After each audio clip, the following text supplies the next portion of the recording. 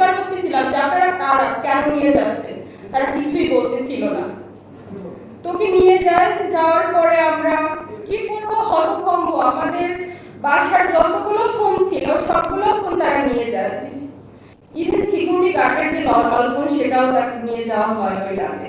রোডে পাগলের মতো দৌড়াচ্ছিলাম যে কারা নিয়ে যাচ্ছে। সেই 25শে মার্চের রাতের মতো এত ভয়ঙ্কর, এত বিভৎস। ওর সাথে আমাদের ফ্যামিলির কারোর দেখা করতে দেওয়া হয়নি। কি দরজা করেছিল বা কি হয়েছিল কোথায় কিছুই তখন জানতে পারিনি। আইনজীবীদের মাধ্যমে জানতে পারি যে ওকে যখন কোর্টে ওঠানো হয় ওর নিজ মুখে মহামান্য আদালতকে ওর উপরে ওই নিখোঁজ অবস্থায় যে শারীরিকভাবে টর্চার করা হয়েছিল, প্রত্যেকটা নির্যাতনের মানে আঘাতের চিহ্ন সে নিজের টি শার্ট খুলে জজ সাহেবকে দেখিয়েছিলেন। কিন্তু তারপরেও তাকে আবার 5 দিনের রিমান্ড মঞ্জুর করে। রিমান্ডের 5 দিন অতিবাহিত হওয়ার পরে গতকাল যখন কোর্টে ওঠানো হয় সে এক বিভৎস চিত্র। নিজে পায়ে হেঁটে মানে কোর্টে উঠতে পারেনি, পুলিশের কাঁধে ভর দিয়ে তারপরে মানে কোর্টে উঠতে হয়েছিল।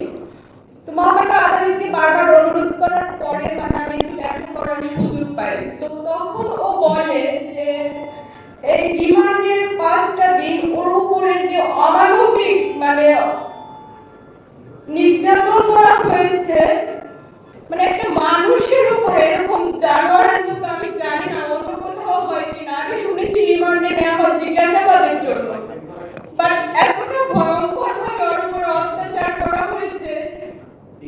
তো যখন ও বলতেছিল ওই রিমান্ডের অবস্থায় ওর পা দুটো ঝুলায় উপরের দিকে, তারপরে ওকে মানে শারীরিকভাবে যত নির্যাতন আছে, ইনজেকশন পুশ করা হয়েছে, সেখানে স্লো পয়জনিং কিনা জানি না, ইলেকট্রিক শক দেওয়া হচ্ছে, নির্যাতনের মানে এতটা অসহ্য যন্ত্রণা যেটা সহ্য করতে না পেরে ওর 3-4 বার জায়গায় সেন্সলেস হয়ে গিয়েছিল।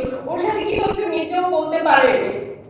তো তারপরে মহামান্য আদালতকে এটা বলা হয় যে ওকে অন্তত চিকিৎসার মানে একটা মানুষ এতটা শারীরিকভাবে নির্যাতন, তো ওই জায়গাটা ভয় পাচ্ছি যে আমার স্বামীকে অন্তত এই জায়গাটাতে চিকিৎসার ব্যবস্থা করে দেওয়া হয়, ও যেন সুচিকিৎসাটা পায়।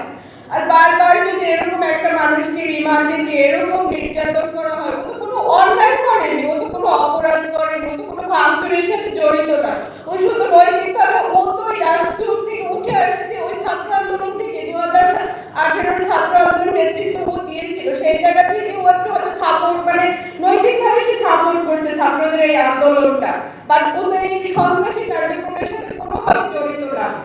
বাট ওকে বারবার ওই জায়গায় স্বীকারোক্তি নেওয়ার চেষ্টা করা হচ্ছে যে ও এইগুলোর সাথে জড়িত, মানে মিথ্যা মামলা দিয়ে ওকে বারবার। আর এটা মানে বলা হচ্ছে যে ও নাকি নির্বাচনে যায়নি কেন, ও কেন বিভিন্ন দেশে বিভিন্ন অ্যাম্বাসিতে যায়, যেহেতু ও এক রাষ্ট্র সাবেক ভিপি আর একটা দলের প্রধান হিসেবে বিভিন্ন রাজনৈতিক দল বিরোধী দল তারা তো প্রত্যেকটা অ্যাম্বাসিতে তাদের কি ইনভাইট করলে তারা তো যায়, সেটাকে মানে ই করে, এটা তো তার কোনো অপরাধ না।